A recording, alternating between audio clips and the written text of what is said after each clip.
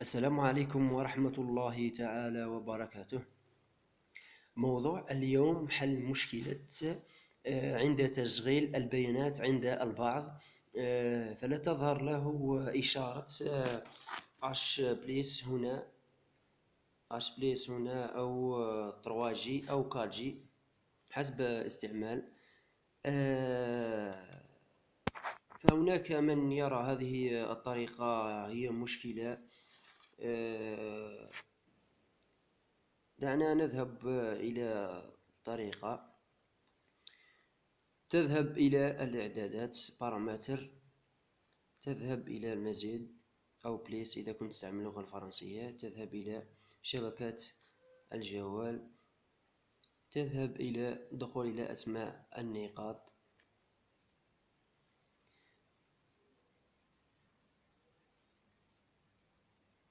تظهر لك هذه النافذة تقول أن ليس لك APN، وفي الحقيقة الأمر أن يكون ليس لديك APN، لا تستطيع الاتصال بالإنترنت.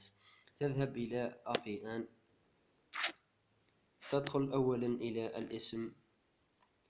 فكل واحد وش له مستعمل.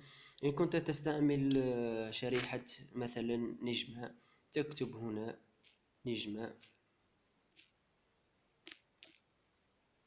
تضغط على موافق وتذهب إلى APN وتكتب هنا انترنت،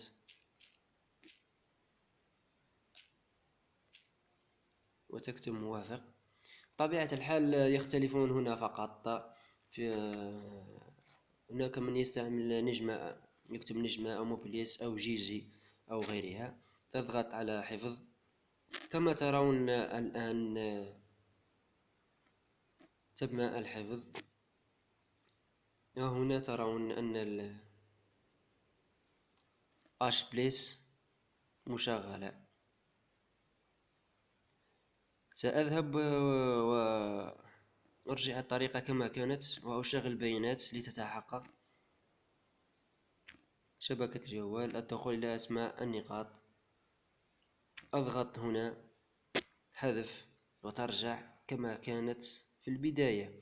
نضغط على APN، نكتب نجمة أو موبيليس أو جيجي على حسب الاستعمال. أنا أستعمل مثلا نجمة، أكتب نجمة. APN تكتب انترنت. طبيعة الحال يختلفون في هذه الحقل. انترنت، تكتب موافق، تكتب حفظ. عفوا أنا لم أريكم الطريقة. ندخل هنا حذف، نذهب لتشغيل البيانات. كما ترون البيانات مشغلة، لكن لا توجد هنا أي إشارة. أذهب لأكمل وأوريكم طريقة التحقق. تذهب إلى هنا كما قلنا، نجمة، موافق، APN، انترنت،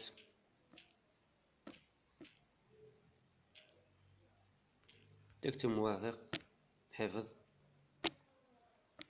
تذهب إلى هذه البيانات مشغلة. كما ترون أعزائي المشاهدين، H بليس صعدت، وهنا يمكنك استعمال الانترنت. وفي الأخير أطلب منكم الإعجاب بقناتي وضغط زر الاشتراك ليصلكم كل جديد. نحن نسعى لحل بعض المشاكل التي تراود الكثير من الأشخاص. ودمتم في رعاية الله وحفظه.